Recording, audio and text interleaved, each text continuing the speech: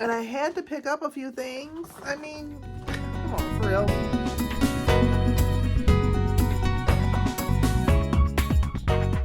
Hey there, and happy winter solstice season.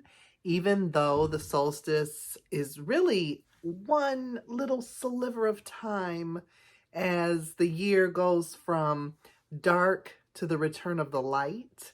But we're going to be working within seasons. So this is solstice season. And I just wanted to share with you my sort of winter solstice season book haul. Hopefully, I don't know, I won't get all these read within the season. That's only 6 weeks until February in bulk. So anyway, I supported my local bookstore, which gave me this beautiful bag, Source Booksellers in Detroit. And just, oh, the energy was so beautiful. It was bustling, full of people buying gifts and treasures and just taking in, you know, the literary amazingness that Source Booksellers is. And I had to pick up a few things. I mean, come on, for real. And so I'm going to share with you what I got. I got the We Moon 2024 Gaia Rhythms for Women. Look at the artwork on this cover. I think it is absolutely gorgeous.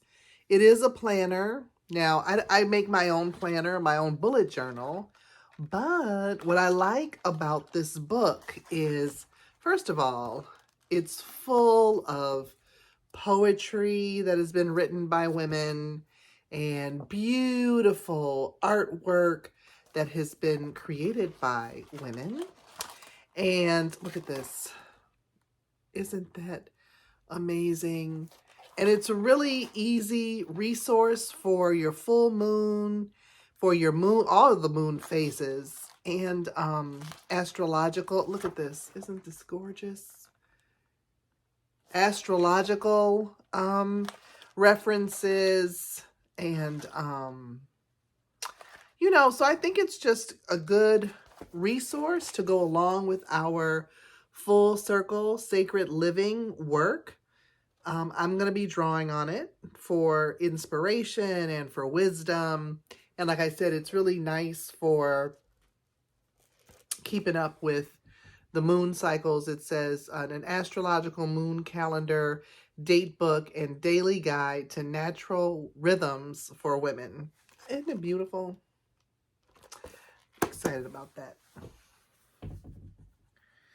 The other thing I got, excuse me, this was on the clearance rack, and I have been wanting this book for a while. It is called From Scratch, a memoir of love, Sicily, and finding home, and it's by Timby Locke. It says it was love at first sight when Timby met Saro on a street in Florence, Italy. There was just one problem. Saro's traditional Sicilian family disapproved of his marrying a Black American woman. However, the couple forges on to build a happy life in Los Angeles with a baby girl that they adopt at birth. Eventually, they reconcile with Saro's family just as he faces a formidable cancer that will consume all of their dreams. So it says, From Scratch chronicles 3 summers spent in the Sicilian countryside, Timby with her daughter and her in-laws. There she discovers the healing gifts of simple, fresh food, the embrace of a close-knit community, and the wisdom that lights a path forward. So I have been wanting to read this. I actually did not realize that there was an adoption element to this story. I knew it was a biracial couple, but I did not know. I was intrigued by the food, the food aspect of the memoir. So this should be interesting. The other book I got, now this is from 2023. It was on the clearance rack as well. And this is Llewellyn's 2023 Sabbat's Almanac. Celebrate seasonal energies and honor the wheel of the year. And I wanted this because it says it gives rituals, recipes, crafts, pagan lore, and planetary guidance. So again, I figured this would go well with learning to live by the wheel of the year as a resource. And like I said, it has lots of beautiful sketches and crafts, feasts and treats, Spanish lamb casserole, caldereta de cordero, Spanish lamb casserole. Wow, okay. Salmon with berries, tales and traditions, and what is this? A self-inventory to remember your wholeness. So, I don't want to say I collect these kinds of books, but I am trying to build a library of resources for Wheel of the Year living to inform our work over on Patreon in the Full Circle Sacred Living category. So I thought this would be a good one. The next thing I picked up was We Will Not Cancel Us by Adrienne Marie Brown. Now this has been out for a while. It says We Will Not Cancel Us and Other Dreams of Transformative Justice. And this is in the Emergent Strategy series. In We Will Not Cancel Us, movement mediator Adrienne Marie Brown reframes the discussion for us in a way that points to possible paths beyond our impasse. Most critiques of cancel culture come from outside the milieu that produce it, sometimes even from its targets.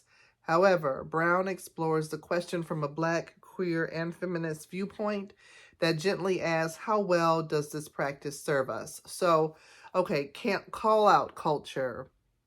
This is, this is about how impacted communities have been utilizing techniques to address harm and sort of take down those who are perpetrating harm upon communities.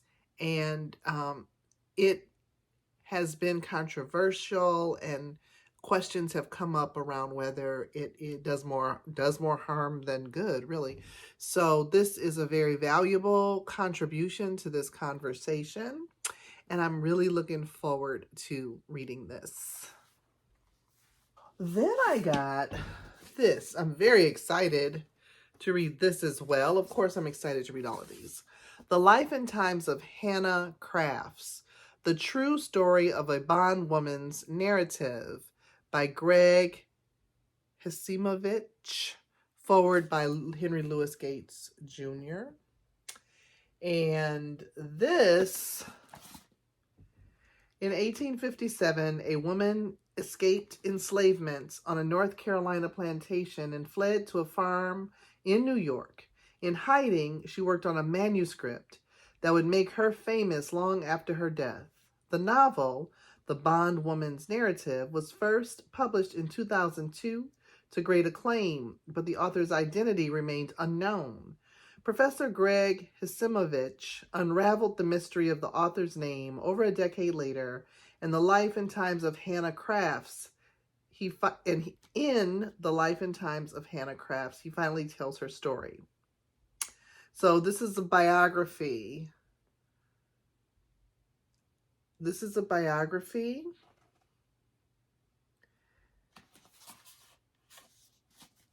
And apparently,